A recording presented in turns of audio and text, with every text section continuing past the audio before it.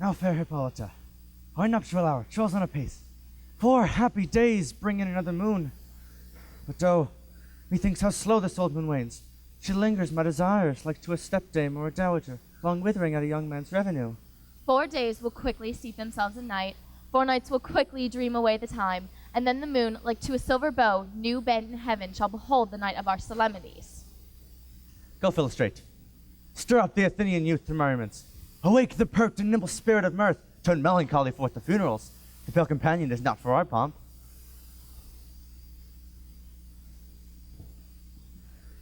Hippolyta, I wooed thee with my sword and won thy love doing the injuries, but I will wed thee in another key, with pomp, with triumph, and with reveling. Happy be Theseus, our renowned Duke. Thanks, good Aegeus. What's the news with thee? Full of vexation, I come with complaint against my child, my daughter Hermia. Stand forth, Demetrius. My lord, this man hath my consent to marry her. Stand forth, Lysander. And my gracious Duke, this man hath bewitched the bosom of my child. Thou, Lysander, thou hast given her rhyme and exchanged love token with my child. Thou hast by moonlight at her window sung with feigning voices verses feigning love, and stolen the impression of her fantasy, with bracelets of thy hair, rings, gauds, conceits, nets, trifles, nosegays, sweetmeats, messengers of strong prevailment this unhardened youth, and with cunning hast thou flitched my daughter's heart, and turned her obedience, which is due to me, to stubborn harshness. And my gracious Duke, see to she will not here before your grace consent to marry with Demetrius. I beg the ancient privilege of Athens, as she is mine, I may dispose of her, either to this gentleman or to her death, according to our law immediately provided in that case. What say you, Hermia? Be advised, fair maid. To you your father should be as a god, one that composed your beauties, yea, and one to whom you are but as a form in wax. By him imprinted and within his power, to leave the figure or disfigure it, Demetrius is a worthy gentleman. So is Lysander. In himself he is, but in this kind, watching your father's voice, the other must be held the worthier. I would my father looked but with my eyes. Rather your eyes must with his judgment look. I do entreat your grace to pardon me, for I know not by what power I am made so bold, nor how it may concern my modesty in such a presence here to plead my thoughts. But I beseech your grace that I may know the worst that may befall me in this case if I refuse to wed Demetrius. Either to die the death or to abjure forever the society of men. Therefore, fair Hermia, question your desires. Know of your youth, examine well your blood. Whether if you yield not to your father's choice, you can endure the livery of a nun. For I to be in shady cloister mewed, to live a barren sister all your life, chanting fate hymns to the cold fruitless moon. Thrice blessed they that master sow their blood to undergo such maiden pilgrimage. But earthlier happy is the rose distilled, than that which, withering on the virgin thorn, grows, lives, and dies in single blessedness. So I will grow, so live, so die, my lord, ere I will my virgin patten up unto his lordship, whose unwished yoke my soul consents not to give sovereignty. Take time to pause. By the next new moon, the sealing day betwixt my love and me, for everlasting bond of fellowship. Upon that day, either prepare to die for disobedience to your father's will, or else to wed Demetrius as he would, or in Diana's altar to protest for austerity and single life. Relent, sweet Hermia. And Lysander, yield thy praise title to my certain right. You have her father's love, Demetrius. Let me have Hermia's. Do you marry him? Scornful Lysander, true he hath my love, and what is mine my love surrender him. As she is mine, and all my right of her, I do estate on to Demetrius. I am, my lord, as well derived as he, as well possessed. My love is more than his, and, which is more than all these boasts can be, I am beloved of beauteous Hermia. Why then should I not prosecute my right? Demetrius, I'll avouch it to his head, made love to Nader's daughter, Helena, and won her soul. And she, sweet lady, devoutly dotes in idolatry upon this spotted and inconstant man. Must confess that I have heard so much, and with Demetrius ought to have spoke thereof. But, being over full of self-affairs, my mind did lose it. But Demetrius, come, Aegeus. I have some private schooling for you both. For you, fair Hermia, look you on yourself to fit your fancies to your father's will, or else the law of Athens yields you up, which by no means we may extenuate to death or to a vow of single life. Come, Hippolyta, let's share, my love. Demetrius and Aegeus, go along. I must employ you in some business against our nuptial, and confer with you of something nearly that concerns yourselves. With duty and desires, we follow you.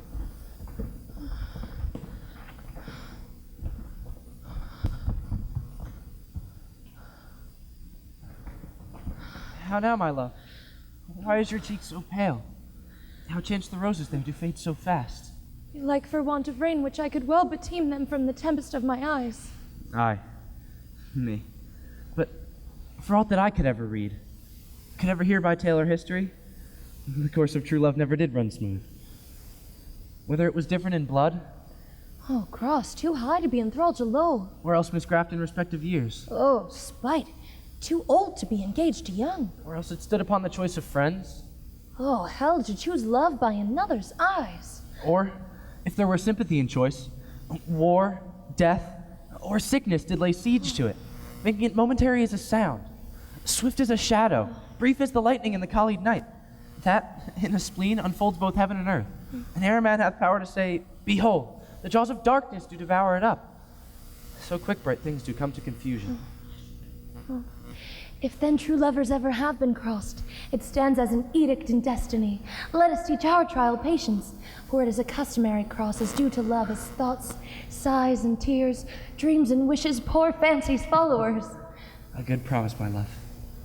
Therefore, hear me, Hermia. I have a widow aunt, a dowager of great revenue, and she hath no child. From Athens is her house remote 7 leagues, and she respects me as her only son. There, gentle Hermia, may I marry thee. And in that place, in the wood, a league without the town, the sharp Athenian law cannot pursue us. If thou lovest me then, steal forth thy father's house tomorrow night, and in the wood I shall stay for thee. My good Lysander, I swear to thee, by Cupid's strongest bow, by his best arrow with the golden head, by the simplicity of Venus's doves, by that which knitteth souls and prospers loves, by that fire that burned the Carthage queen when false Troyan under sail was seen, by all the vows men ever broke, number more than women ever spoke. In that same place thou hast appointed me. Tomorrow truly I will meet with thee. Keep promise, my love. Look, here comes Helena. Oh, Godspeed, fair Helena, whither away? Call you me fair? That fair again unsay. Demetrius loves your fair, oh happy fair. Your eyes are lodestars, and your tongue's sweet air more tunable than lark to shepherd's ear, when wheat is green, when hawthorn buds appear. Sickness is catching, oh, were favor, so yours would I catch, fair Hermia, ere I go.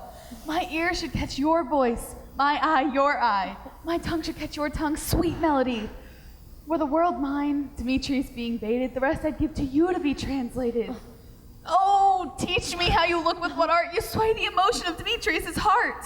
I frown upon him, yet he loves me still. Oh, that your frowns could teach my smiles such skill. I give him curses, and he gives me love. Oh, that my prayers could such affection move. The more I hate, the more he follows me. The more I love, the more he hateth me. His folly, Helena, is no fault of mine. None but your beauty, would that fault were mine. Take comfort, he no more shall see my face. Lysander and I will fly this place. Before I did Lysander see, Athens seemed as a paradise to me. Oh, but what graces in my love do dwell, that he hath turned a heaven unto a hell. Helen, to you our minds we will unfold. Tomorrow night, when Phoebe doth behold her silver visage in the watery glass, decking with liquid pearl the bladed grass, a time when lovers' flights doth still conceal, through Athens' gates we have devised to steal. Oh, and in the wood where often you and I upon faint primrose beds were wont to lie, emptying our bosoms of their counsel sweet. There, my Lysander and myself shall meet, and thence from Athens turn away our eyes, and seek out new friends and stranger companies. Farewell, sweet playfellow. Pray thou for us, and good luck grant thee thy Demetrius. Keep word, Lysander. We must starve our sights from lovers' food till morrow deep midnight. Farewell, my love. And Helena, adieu. As you on him, Demetrius dote on you. Oh, how happy some or others can be. Through Athens I am thought as fair as she. But what of that? Demetrius thinks not so. He will not know what all but he do know. And as he errs, doting on Hermia's eyes, so I, admiring of his qualities. Things base and vile, holding no quantity, love can transpose to form and dignity. Love looks not with the eyes, but with the mind, and therefore is winged Cupid painted blind. Nor hath love's mind of any judgment taste. Wings and no eyes figure unheedy haste. Therefore is love said to be a child, because in choice he is so oft beguiled. As waggish boys in games themselves forswear, so the boy love is perjured everywhere. For ere Demetrius looked on Hermia's eyne, he hailed down oaths that he was only mine. And when this hailsome heat from Hermia felt, so he dissolved, and showers of oaths did melt. I will go tell him of fair Hermia's flight, and to the wood will he tomorrow night pursue her.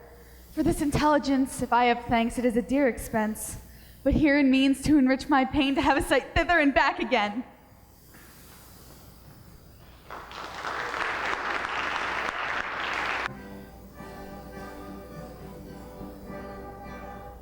Good morning, my dear. Good morning. Is all our company here? You are best to call them generally, man by man according to the script. Here is the scroll of every man's name, which is thought fit in all Athens to play in our interlude before the Duke and the Duchess at his wedding day at night. First, good Peter Quince, say what the play treats on. Then read the names of your actors and so grow to a point. Mary, our play is the most lamentable comedy and most cruel death of Pyramus and Thisbe. Ooh, a very good piece of work, I assure you, and of Mary. Now, good Peter Quince, call forth your actors by the scroll. Masters, spread yourselves. Answers I call you, Nick Bottom, the weaver. Ready, name the parts I implore and proceed. Nick Bottom, you are set down for Pyramus. What is Pyramus? A lover or a tyrant? A lover that kills himself most gallant for love. That's what acts some tears in the true formula of it. If I do it, let the audience look to their eyes. I will move storms. I will kindle in some measures. To the rest. Francis. Yet my chief humor is for a tyrant. I could play Ercles' part rarely, or parts of Terracadan to make all splits.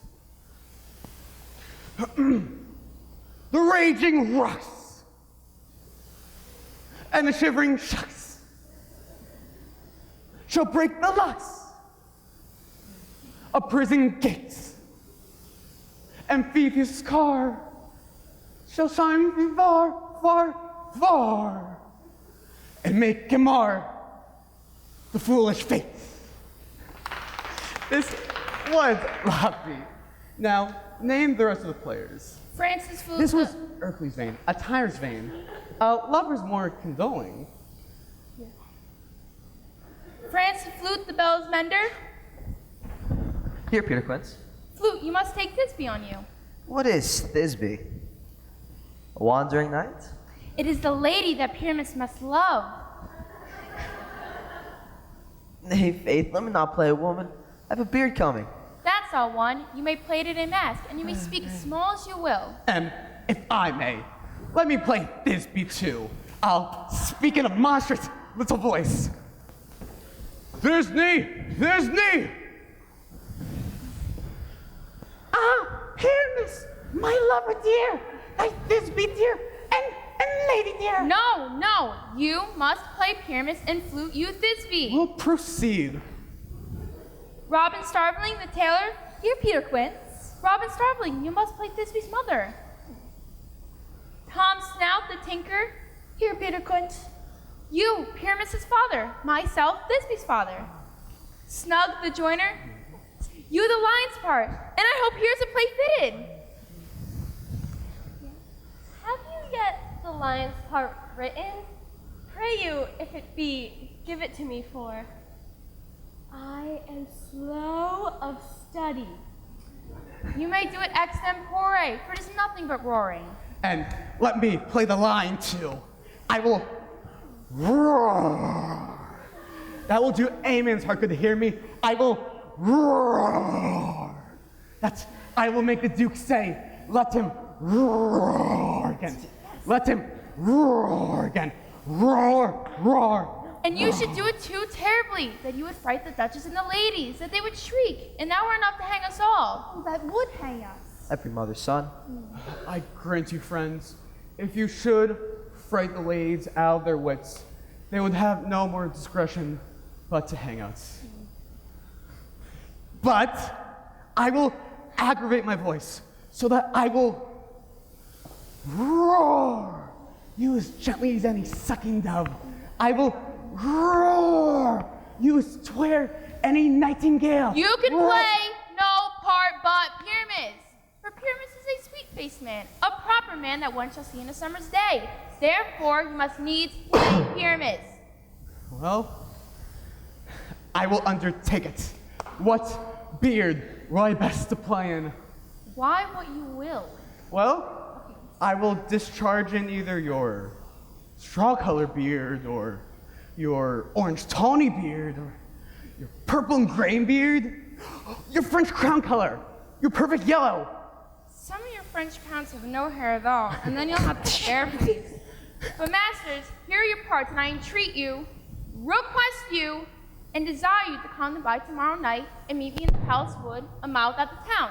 There will we rehearse, for we shall go in the city, we shall be dull company, and our devices known.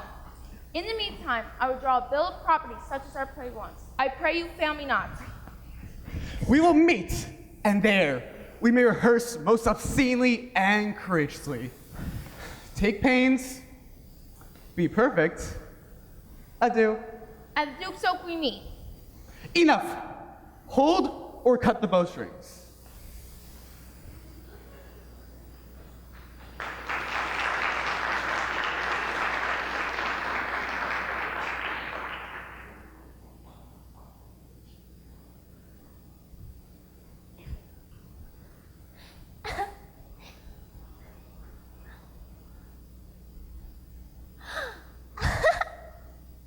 How now, spirit? Whither wandering? Over hill, over dale, through brush, through briar, over park, over pale, thorough flood, thorough fire. I do wander everywhere, swifter than the moon's sphere, and I serve the fairy queen to do her orbs upon the green. The cowslips tall her pensioners be, in their gold coat spots you see. Those be rubies, fairies' favors, in their freckles live their savors. I must go seek some dewdrops here, and hang a pearl in every cowslip's ear. So farewell, thou loud spirits, I'll be gone. Our queen and all our elves come here anon. The king doth keep his revels here tonight. Take heed the queen come not within his sight. For Oberon is passing, fell in wrath, because that she as her attendant hath a lovely boy stolen from an Indian king. She never had such sweet a changeling, and jealous Oberon would have the child, knight of his trains to trace the forest wild. But she perforce withholds the loved boy, crowns him with flowers and makes him all her joy. And they never meet in Grover Green, by fountain clear or spangled starlight sheen, but they do swear that all their elves for fear creep into acorn cups and hide them there. Either I mistake your shape in making quite, or else you are that shrewd knavish sprite, called Robin Goodfellow. Are not you he that frights the maidens of the village, skim milk, and sometimes labor in the quern, and bootless make the breathless housewife turn, and sometime make the drink to bear no barm, mislead night wanderers, laughing at their harm? Those that hobgoblin call you in sweet talk. You do their work, and they shall have good luck. Are not you he? Thou speakest aright. I am that merry wonder of the night. I jest to Oberon and make him smile, when I a fat and bean-fed horse beguile, neighing in likeness of a filly foal, and sometimes lurking in a gossip's bowl, in likeness of a roasted crab, and when she drinks against her lips I bob, and on the withered dewlap pour the ale, the wisest aunt telling the saddest tale. Sometime for 3-foot stool mistaketh me, then I slip from her bum, and down topples she, and Taylor cries and falls into a cough, and the whole choir hold their hips and laugh, and waxen in their mirth the knees and swear a merrier hour was never wasted there. But room, fairy, here comes Oberon. And here my mistress! Would that he were gone!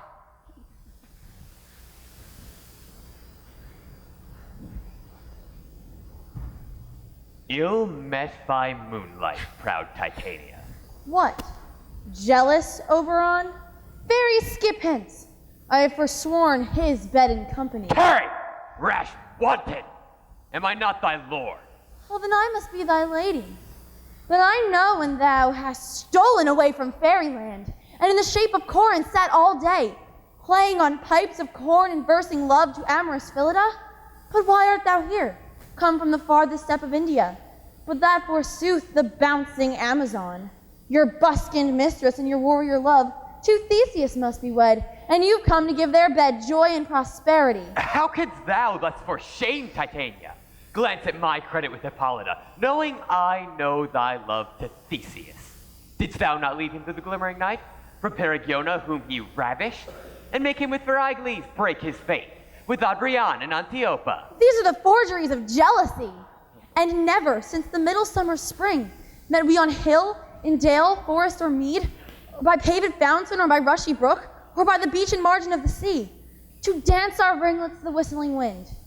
But with thy brawls, thou hast disturbed our sport, and therefore the wind, piping to us in vain as in revenge, have sucked up from the sea contagious fogs, which falling on the land have made every pelting river so proud that they have overborne their continents.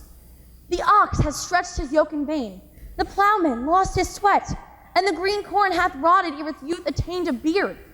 The fold stands empty in the drowned field, the crows are fatted with the murrain flock, the nines men's moors is filled with mud, and the quaint mazes in the wanton green, for lack of tread, are undistinguishable. The human mortals want their winter here.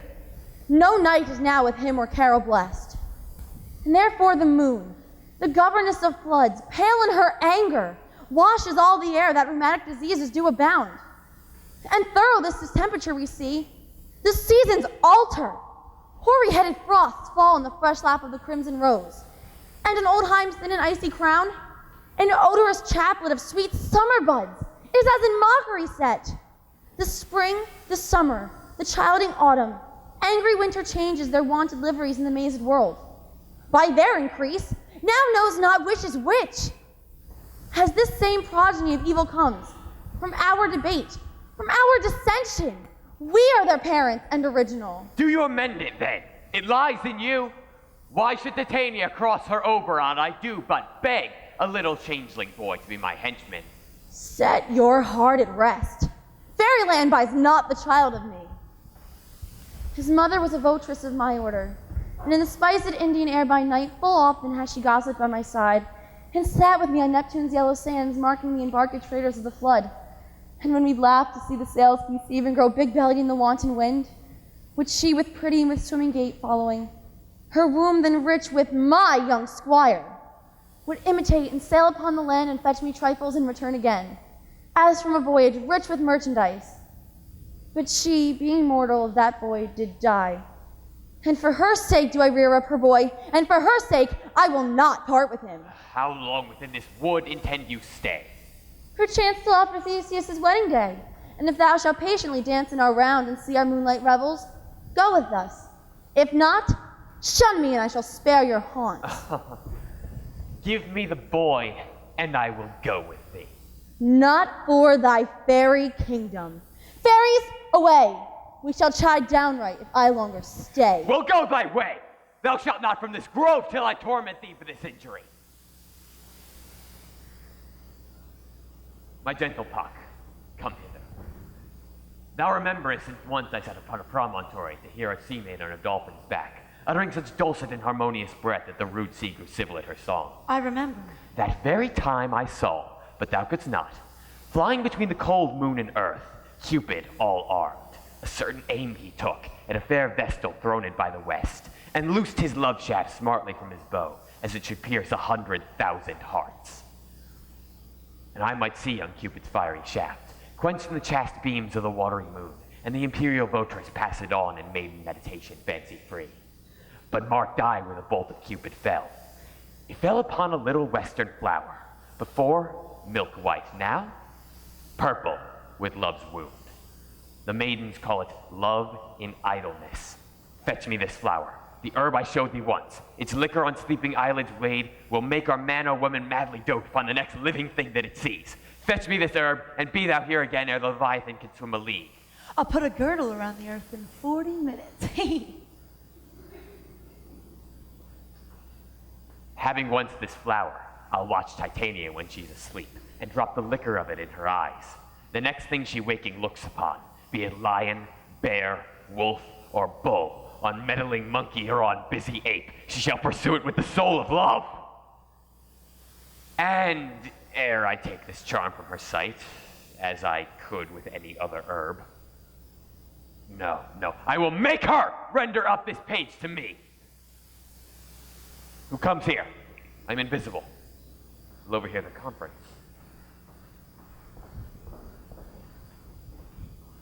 Oh, I love thee not, therefore pursue me not. Where is Lysander and fair Hermia? The one I'll stay, the other stayeth me. Thou toldest me they were stolen unto this wood, and here am I, wood within this wood, because I cannot meet my Hermia. Hence get thee gone and follow me no more. You draw me, you hard-hearted adamant, yet you draw not iron, for my heart is as true as steel. Leave you your power to draw, and I will have no power to follow you. Do I entice you? Do I speak you fair?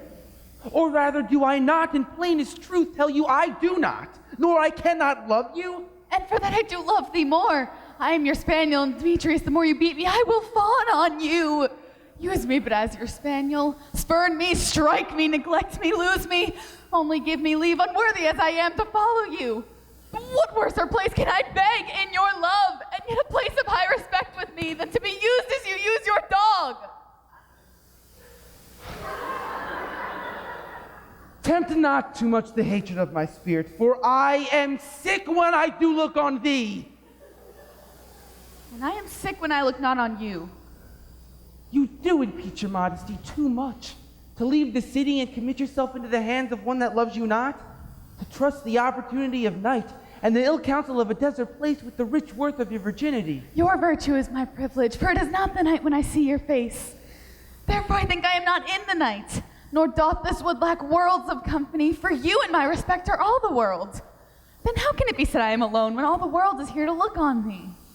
I'll run from thee and hide me in the brakes and leave thee to the mercy of wild beasts. The wildest hath not such a heart as you. Run when you will, the story shall be changed. Apollo flies and Daphne holds the chase. The dove pursues the griffin. The mild hide makes speed to catch the tiger. Bootless speed, when cowardice pursues and valor flies. I will not stay thy questions, let me go. Or if thou dost intend follow me, do not believe, but I shall do thee mischief in the wood. Aye, in the temple, the town, the field, you do me mischief. Fie, Demetrius, your wrongs do set a scandal on my sex. We cannot fight for love as men do. We were made to be wooed and not made to woo. I'll follow thee and make thee a heaven of a hell to die upon the hand I love so well. Fare thee well, nymph. Ere he do leave this grove, thou shalt fly him, and he shall seek thy love. Here's my messenger. Have you the flower? Aye, there it I is. pray thee give it to me. I know a place where the wild thyme blows, where walk slips and the wild violets grow, quite over canopied with luscious woodbine, with sweet musk roses and elegant thyme. There sleeps Titania some time of the night, wrapped in these flowers with days of delight. There the snake throws her enameled skin, weeds wide enough to wrap a fairy in. With this juice I'll streak her eyes and fill her with hateful fantasies. Take thou some of it. A sweet Athenian lady is in love with a disdainful youth. Anoint his eyes, but do so when the next thing he waking looks upon shall be the lady. Effect this with some care. Fear not, my lord, your servant shall do so.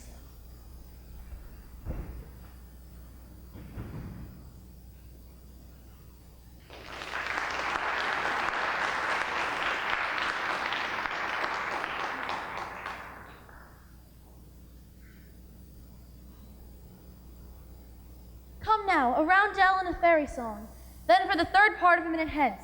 Some will kill cankers in the musk rose buds, some war with weaver mice for their leaven wings, to make small coats for my elves, and some keep back. The clamorous owl that hoots and wanders at our quaint spirits, sing me to sleep. Then to your offices and let me rest.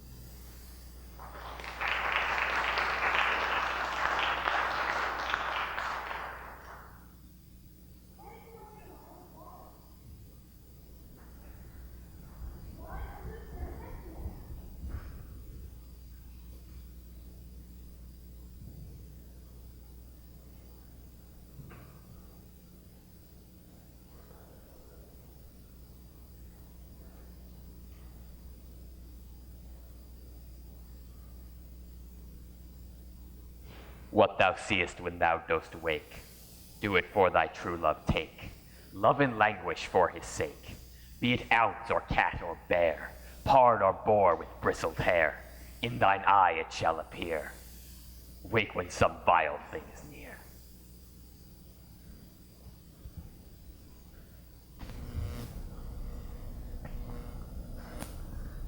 My love, you faint with wandering in the wood. And to speak troth, I forgot our way. We'll rest us, Hermia, if you think it good, and tarry for the comfort of day. Be it so, Lysander, and find you out of bed, for I upon this bank will rest my head.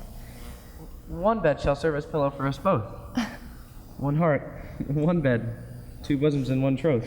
Nay, good Lysander, for my sake, my dear, lie further off yet, do not lie so near. Oh, take the sense sweet in my innocence. Love takes the meaning in love's conference. What I mean is that my heart unto yours is knit, so that one heart we can make of it. Two bosoms interchanged with an oath, so that two bosoms and a single troth. Therefore, lying, I do not lie. Lysander riddles very prettily. Now much beshrew my manners and my pride, if Hermia meant to say Lysander lied. But gentle friend, for love and courtesy, lie further off yet in human modesty. Such separation as may well be said becomes a virtuous bachelor and maid. So far be distant, and good night, sweet friend. Thy love ne'er alter till thy sweet life end. Amen. Amen to that fair prayer, say I. And then in life when I in loyalty. Here is my bed. Sleep give thee all his rest. With half that wish, the wisher's eyes be pressed.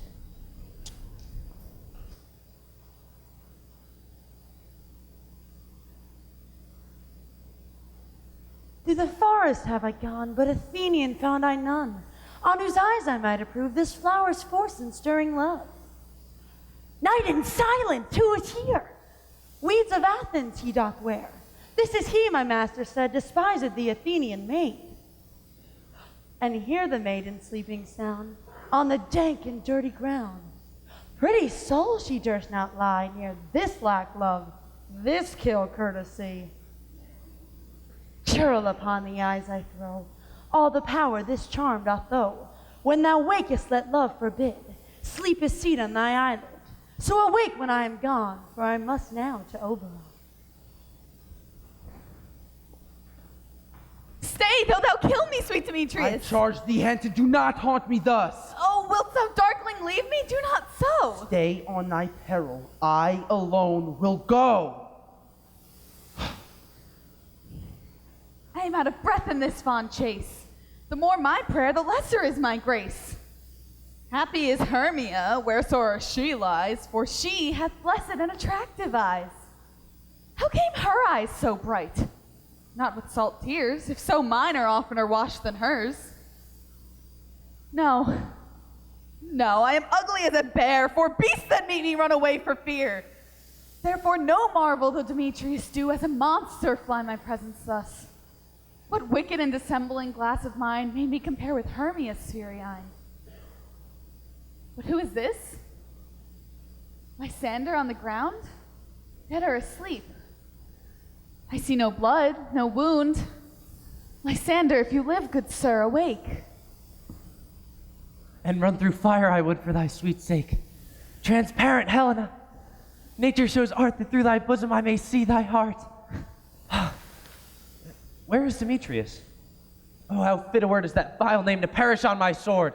Do not say so, Lysander, say not so. What though he love your Hermia? Lord, what though? Yet Hermia still loves you, then be content. Content? With Hermia? No, I do repent the tedious minutes that I with her have spent. Not Hermia, but Helena I love, who would not change a raven for a dove. The will of man is by his reason swayed, and reason says you are the worthier maid. Things growing are not ripe until their season. So I, being young, till now not ripe to reason, and touching now the point of human skill, reason becomes martial to my will, and brings me to your eyes, where I o'erlook love's stories written in love's richest book. Wherefore was I to this keen mockery born? When at your hands did I deserve this scorn? Is it not enough? Is it not enough, young man, that I did never know, nor never can deserve a sweet look from Demetrius's eyes, but you must flout my insufficiency? Good troth you do me wrong, good sooth you do in such disdainful manner me to woo. But fare you well, perforce I must confess, I thought you, lord, of more true gentleness. Oh, that a lady of one man refused, should of another therefore be abused.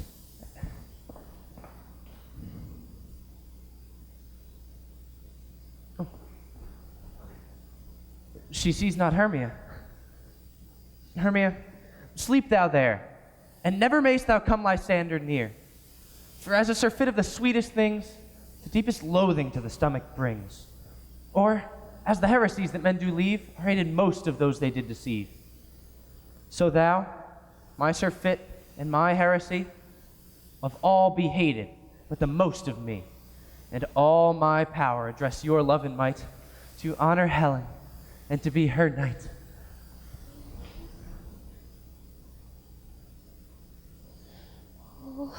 Oh, help me, Lysander, help me. Oh, do thy best to pluck this crawling serpent from my breast. Oh, ay me. For pity, what a dream was here. Lysander, look how I do quake with fear. Oh, methought a serpent eat my heart away, and you sat smiling at his cruel prey. Lysander? Lysander, Lord, what removed? What, out of hearing gone? No sound? No word? Alack, where are you? Oh, speak, speak, and if you hear, speak of all loves. No? I well perceive you all not nigh. Oh, either death or you, I'll find immediately.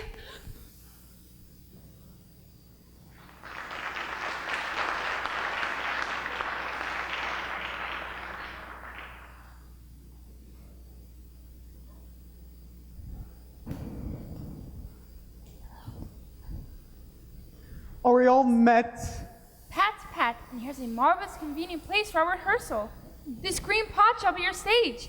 This hawthorn break our tiring house. And we will do an action as we will do before the duel. Peter Quince. What say, Sal Bullybottom? There are things in this comedy of Pyramus and Thisbe that will never please. First, Pyramus must draw a sword to kill himself, which the ladies cannot abide. How answer you that? By your lark in a perilous fear. I believe we must leave the killing out when all is done. Not to wit, I have a device to make it all well. Write me a prologue and let the prologue seem to say, we will do no harm with our swords, and Pyramus is not killed indeed. And for the more better assurance, tell them that I, Pyramus, am not Pyramus, but Bottom the Weaver. That will put them out of their fear. Well, we will have such a prologue, and it shall be written in 8 and 6. No. Make it 2 more. Let it be written 8 and 8. Doth the ladies be afeard of the lion? I fear it, I promise you. Masters, you ought to consider with yourselves to bring in, gosh shield us, a lion among ladies is the most dreadful thing, for there is not more fearful wildfowl than your own lion living, and we all took to it. Therefore, another prologue to tell that he is not a lion. Nay, you must name his name, and half his face must be seen through the lion's neck, and he himself must speak through, saying thus, or to the same effect, ladies, no, fair ladies, I would wish you. No, fair ladies, I would request you. No, fair ladies, I would entreat you. Not to fear, not to tremble my life for yours. If you think I come to hither's lion, it would be a pity of my life. No, I am no such thing. I'm a man, as other men are. And there indeed, let him name his name, and tell them plainly he is Snug the Joiner. Well, it shall be so. But there are 2 hard things. That is, to bring the moonlight into the chamber, for Pyramus and Thisbe meet by moonlight. Doth the moon shine the night we play our play? A calendar. A calendar. Look in the almanac. Find out moonshine. Find out moonshine. Yes, I think it all shine that night. Why then? May leave a casement in the great chamber window, where we play open, and the moon may shine in at the casements. Aye, or else one must come in with a lantern and a bush of thorns and say it comes to this figure or to represent the person of moonshine. Then there's another thing. We must have a wall in the great chamber, for Pyramus and Thisbe, says the story, did talk through the chink of a wall. You could never bring in a wall. What say you, Bottom? Some man or other must present wall, and let him have some plaster or some loam or some rough cast abound to signify wall, and let him hold his fingers thus, and through that cranny shall Pyramus and Thisbe whisper. If that may be, then all is well. Come, sit down, every mother's son, and rehearse your parts. Pyramus, you begin. After you've spoken your speech, enter into that break and so everyone according to his cue. What hempen homespun do we have swagger in here, so near the cradle of the fairy queen? What a play towards! I'll be an auditor, an actor too, perhaps, if I see cause. Speak, Pyramus, Thisbe, stand forth. Thisbe, the flowers of Odys. Odors! Odors. Odors, savor sweet. So hath thy breath, my dearest Thisbe dear. The hark, a voice. Stay thou but here while, and by, I will to thee appear. A stranger Pyramus than e'er played here. Must I speak now? Aye, very must you, for you must understand he goes with the sea noise that he heard and is to come again. O most radiant Pyramus, most lily white of hue, of color like the red rose and the most triumphant briar, as true as horse that yet would never tire, most frisky juvenile and back, most lovely Jew, as I will meet thee, Pyramus, and in his tomb. 9 is 2, man. While you must not speak that yet. That you answer to Pyramus. You speak your part at once, cues and all. Pyramus, enter! Your cue is past. It is never tire. Oh. As true as horse that yet would never tire. If I were fair, Thisbe, I were only thine. Oh, monstrous! Oh, strange, we are haunted. Pray, masters, fly, masters, help! I'll follow you, I'll lead you about around. Through bog, through bush, through brake, through briar. Sometime a horse I'll be, sometime a hound. Aha, you headless bear, sometime a fire. And neigh and bark and grunt and roar and burn. Like horse, hound, hog, bear, fire at every turn. Why do they run away? This is a knavery of them to make me afeared. Oh, Bottom, what do I see on me? What do you see? What do you see? You see an ass of your own, do you? Bless thee, Bottom, bless thee. Thou art translated.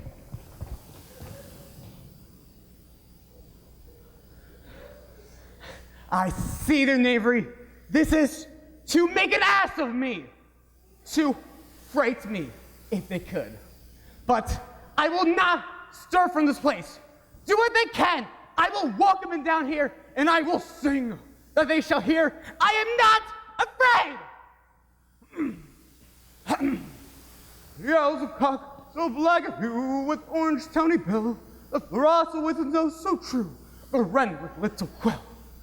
Oh, what angel wakes me from my flowery bed? The finch, the sparrow, and the lark, the plaintive cuckoo gray, whose no full many man doth mark, and dares not say nay. Or, indeed, who would set his wits so foolish? A bird? Who will give a bird the lie, though he cry cuckoo, never so? Oh, I pray thee, gentle mortal, sing again. Mine ear is much enamored of thy note, so is mine eye enthralled by thy shape, and thy fair virtues forth doth move me. On first sight to say, to swear, I love thee. Methinks, mistress, you should have a little more reason for that. And yet, to say the truth, reason and love keep little company together nowadays. The more the pity that some honest neighbors will not make them friends, nay, I can gleek upon occasion. Oh, thou art wise as thou art beautiful. Not so neither. But if I had wit enough to get out of this wood, I'd have enough to serve my own turn. Oh, out of this wood do not desire to go. Thou shalt remain here, whether thou wilt or no. I am a spirit of no common rate. The summer still doth tend upon my state, and I love thee. Therefore go with me, and I'll give thee fairies to attend on thee, and fetch thee jewels from the deep, and sing with thou on pressed flowers doth sleep. And I will purge thy mortal grossness, so that thou shalt like an airy spirit go. Peas blossom, cobweb, moth, and mustard seed.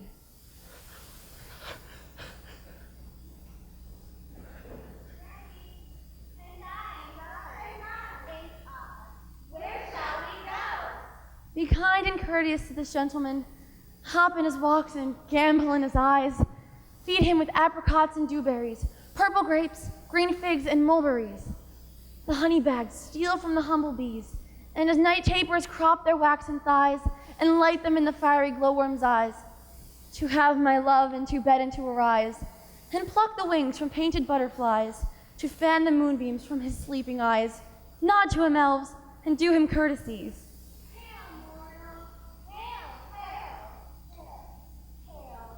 I cry your worship's mercy heartily. I beseech your worship's name. I shall desire you of more acquaintance, good Master Cobweb. If I cut my finger, I shall make bold with you. Your name, honest one?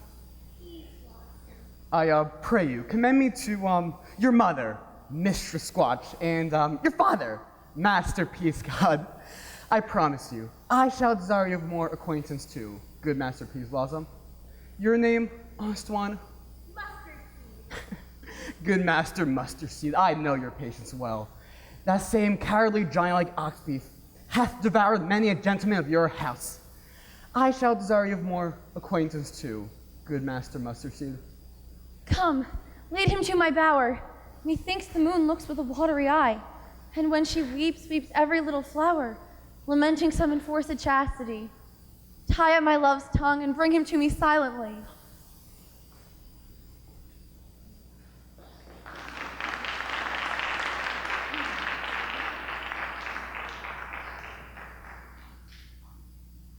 I wonder if Titania be awaked. Then what it was that next came in her eye, which she must dote on in extremity. Here's my messenger. How now, mad spirit? What night rule about this haunted grove? My mistress, or the monster, is in love, near to her close and consecrated bower. While she was in her dull and sleeping hour, a crew of patches, rude mechanicals, that work for bread upon Athenian stalls, were met together to rehearse a play, intended for great Theseus' nuptial day. The shallowest thick-skin of that barren sort, who Pyramus presented in their sport, forsook his scene and entered in a break, when I did him at this advantage take. An ass's knoll I fix it on his head, and honest Thisbe must be answered, and forth my mimic comes, when they him spy as wild geese creeping the fowler eye, or russet-baited chops, many in short, rising and cawing at the gun's report, sever themselves, and madly sweep in the sky, so it is sight away his fellows fly. And at our stamp, here o'er and o'er one falls. He murder cries, and help from Athens calls. Their sense thus weak, lost with their fears thus strong, made senseless things begin to do them wrong. For briars and thorns that their apparel snatch, some sleeves, some hats, things all yielders catch. I led them on in this distracted fear, and that sweet Pyramus translated there. So when in that moment it came to pass, Titania waked and straightway loved an ass. This falls out better than I could devise. But hast thou latched the Athenian's eyes with the love juices I bid thee do? I took him sleeping, that is finished too, and the Athenian woman by his side, that when she waked of force she must be I. Stand close. This is the same Athenian. This is the woman, but not this the man.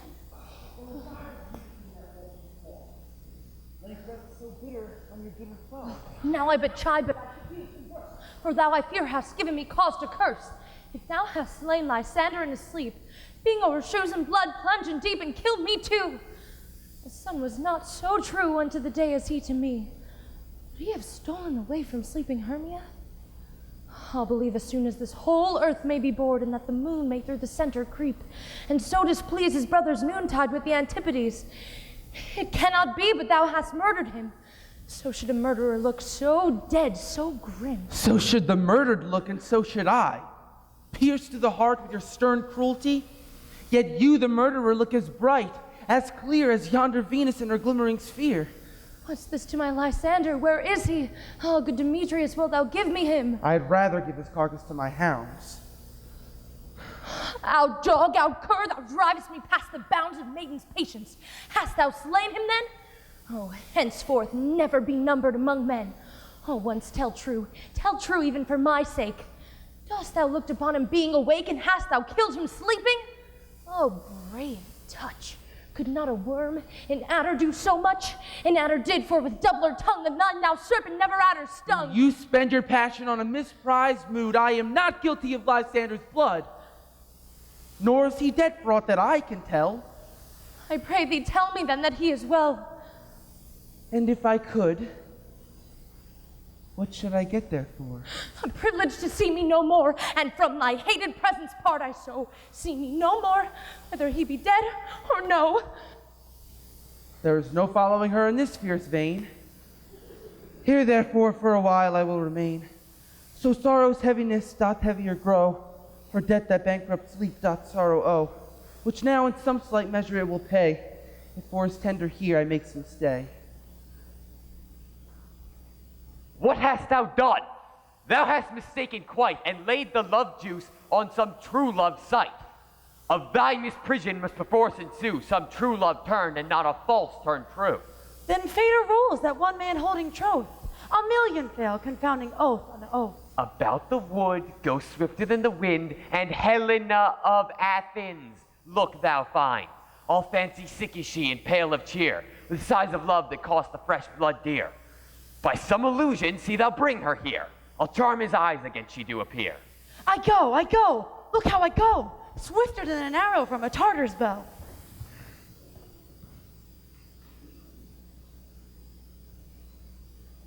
Flower of this purple dye, hit with Cupid's archery, sink an apple of his eye. When his love he doth espy, let her shine as gloriously as Venus of the sky. When she waketh, if she be by, beg of her for remedy. Captain of our fairy band, Helena is here at hand, and youth mistook by me, pleading for a lover's fee. Shall we their fond pageant see? Lord, what fools these mortals be! Stand aside! The noise they make will cause Demetrius to awake. Then we will two at once woo one, that must needs be sport alone. And those things do best please me, that befall preposterous. Why should you think that I should woo in scorn? Scorn and derision never come in tears. And look, when I vow, I weep, and vow so born in all their nativity truth appears.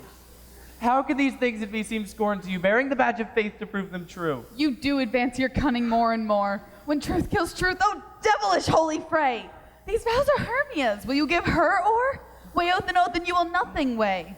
These vows to her and me put in two scales will even weigh, and both as light as tails. I had no judgment when to her I swore. Nor none in my mind, now you give her or.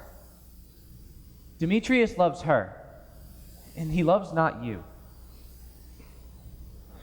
Oh, Helena, goddess, nymph, perfect, divine. To what, my love, shall I compare thine eye?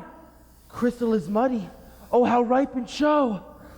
Thy lips, those kissing cherries tempting grow, that pure congealed white high towards the snow, fanned with the eastern wind, turns to a crow when thou holdest up thy hand. Oh, let me kiss this princess of white, this seal of bliss. Spite! Oh, hell! I see you're all bent set against me for your merriment. If you were civil and knew courtesy, you would not do me thus much injury. Can you not hate me as I know you do, but you must join in souls to mock me too? If you are men, as men you are in show, you would not use a gentle lady so, to vow and swear and super praise my parts when I'm sure you both hate me with your hearts. You are both rivals and love Hermia, and now both rivals to mock Helena? A trim exploit, a manly enterprise, to conjure up tears in a poor maid's eyes with your derision. None of noble sort would so offend a virgin and extort a poor soul's patience, all to make you sport. You are unkind, Demetrius. Be not so. For you love Hermia. This you know I know. And on this day, in all goodwill, with all my heart, in Hermia's love I yield you up my part. But yours of Helen to me bequeath, whom I do love, and will to my death. Never did mockers waste more idle breath. Lysander, keep thy Hermia. I will none, if I e'er loved her. All that love is gone. My heart to her but as guest-wise sojourned, and now home to Helen is it home returned, there to remain. Helen, it is not so. Oh, disparage not the faith thou dost not know, lest to thy peril and to buy it dear. Look where thy love comes.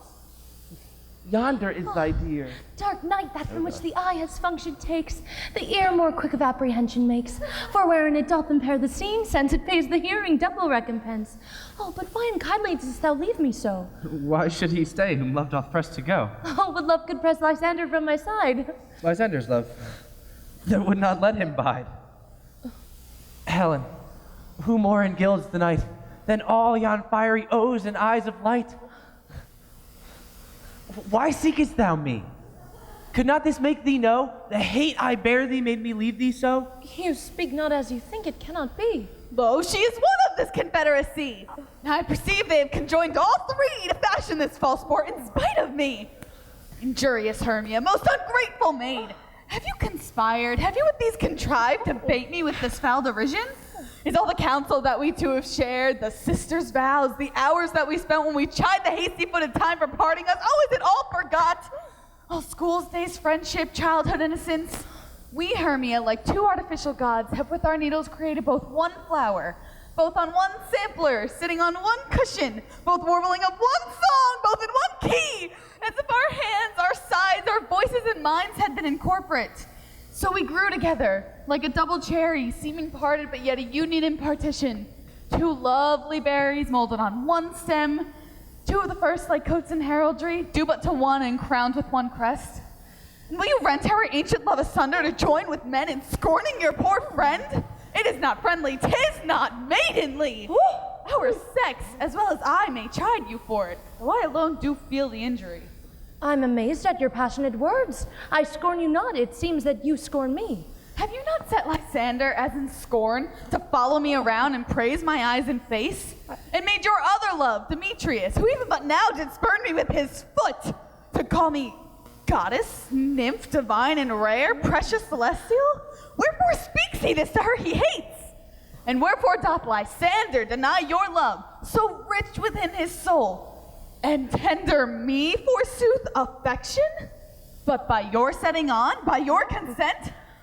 What though I be not so in grace as you, so hung upon with love, so fortunate, but miserable most to love unloved? This you should pity rather than despise. I understand not what you mean by this. I do. Persever counterfeit sad looks, make mouths upon me when I turn my back, wink at each other, hold this sweet jest up. This sport well carried should be chronicled. If you'd any pity, grace, or manners, you would not make me such an argument. But fare ye well, 'tis partly my own fault, which death or absence soon shall remedy.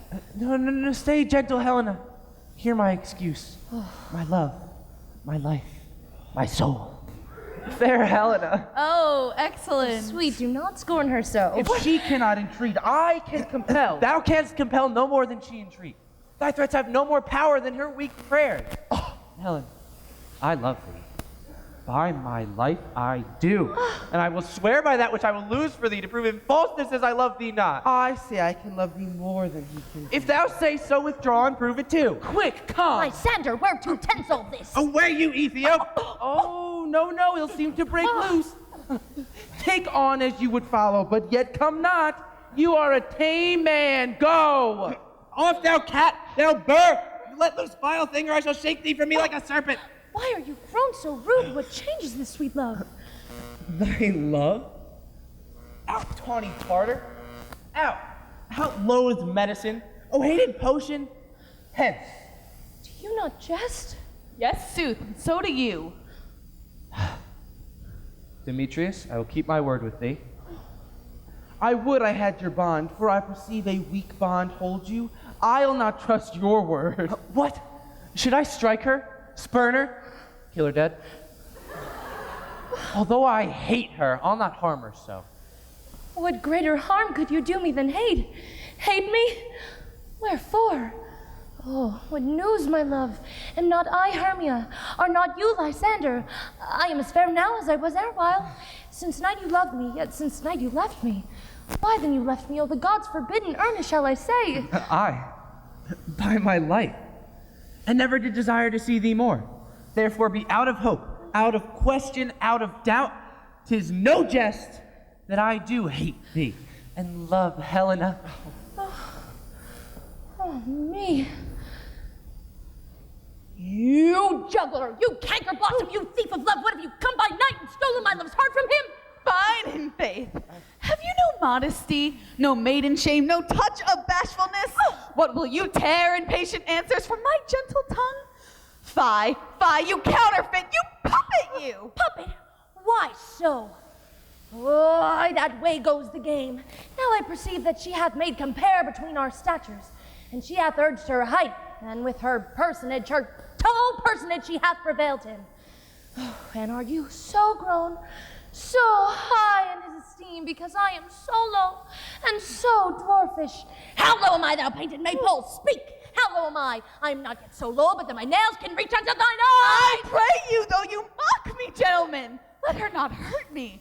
I was never cursed. I have no gift at all in shrewishness. I am a right maid for my cowardice. Let her not strike me. You perhaps may think because she is something lower than myself that I can match her. Lower, hark again. Good Hermia, do not be so bitter with me. I evermore did love you, Hermia. Did ever keep your counsels, never wronged you? Save that, in love unto Demetrius, I told him of yourself into this wood. He followed you. For love I followed him.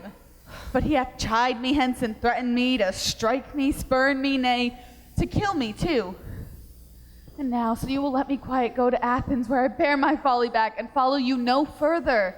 Let me go. You see how simple and how fond I am. Why, get you gone. Who is it that hinders you? A foolish heart that I leave here behind. What, with Lysander? With Demetrius. Fear not, Helena. She shall not harm thee. Oh, no, sir, she shall not, though you take her part. Oh, when she is angry, she is keen and shrewd. She was a vixen when she went to school, and though she be but little, she is fierce. Oh, nothing but low and little. Why will you suffer her to flout me thus? Let me come to her. Get you gone, you dwarf! You minimus of hindering knotgrass maid! You bead, you acorn! Oh, you are too officious in her behalf that scorns her services. Let her alone. Speak not of Helena, take not her part. For if thou dost intend never so little show of love to her, thou shalt abide it. Well, now she holds me not. So follow if thou darest, to try who's right. Of thine or mine is most in Helena. Oh, follow? Nay, I'll go with thee cheek by jowl.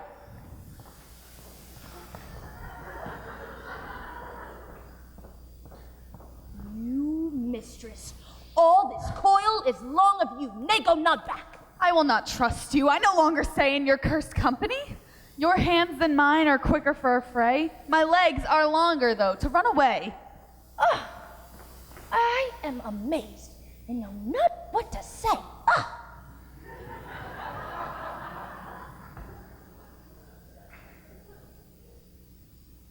This is thy negligence. Still thou mistakest. Or else commits these knaveries willfully. Believe me, King of Shadows, I mistook. Did you not tell me that I should know the man by the Athenian garment he had on? And so far blameless proves my enterprise, that I've anointed an Athenian's eyes. And so far I'm glad it did sort, for as they're jangling I esteem a sport. Thou seest these lovers seek a place to fight. Hide, therefore, Robin, overcast the night. The starry welkin cover thou anon, with drooping fog as black as Acheron. And lead these testy rivals so astray, so one come not within another's way. Like to Lysander, sometimes frame thy tongue, and stir Demetrius up with bitter wrong. And sometimes rail thou like Demetrius. And from each other seek thou lead them thus, until o'er their brow death counterfeiting sleep, with fatty wings and leaden legs doth creep. Then crush this herb into Lysander's eyes, whose liquor hath this virtuous property to take all air from his might, and make his eyeballs roll with wonted sight. When they awake, all this derision shall seem a dream and fruitless vision, and back to Athens shall these lovers wend, with league whose date till death shall never end. While I in this task do thee employ, I'll to my queen and beg her Indian boy. Fairy lord, this must be done with haste, for night's swift dragons cut the clouds full fast, and yonder shines Aurora's harbinger, at whose approach goes wandering here and there, troop home to churchyards. Damned spirits all, that in crossways and floods have burials, already to their wormy beds are gone, for fearless they shall look their shames upon. They willfully themselves exile from light, and must for a consort with black-browed night. But we are spirits of another sort. I with the morning's love have oft made sport. Even to the eastern gate all fiery red, opening on Neptune with fair blessed beams. But notwithstanding, haste, make no delay. We may effect this business yet ere day. Up and down, up and down. I will lead them up and down. I am feared in field and town. Goblin lead them up and down. Here comes one. Where art thou, proud Demetrius? Speak thou now. Here, villain, drawn and ready. Where art thou? I'll be with thee straight. Follow me then to plainer ground. Lysander, speak again. Thou runaway, thou coward, art thou fled? Speak! Where dost thou hide thy head? Thou coward art thou bragging to the stars, telling the bushes that thou lookest for wars. And wilt not come? Come, recreant! Come, thou child! I'll whip thee with the rod! He is defiled, that draws a sword on thee. Yea, art thou there? Follow my voice, will try no manhood here.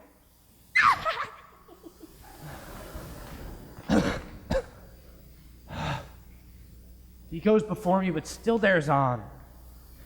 I come where he calls, but then he is gone.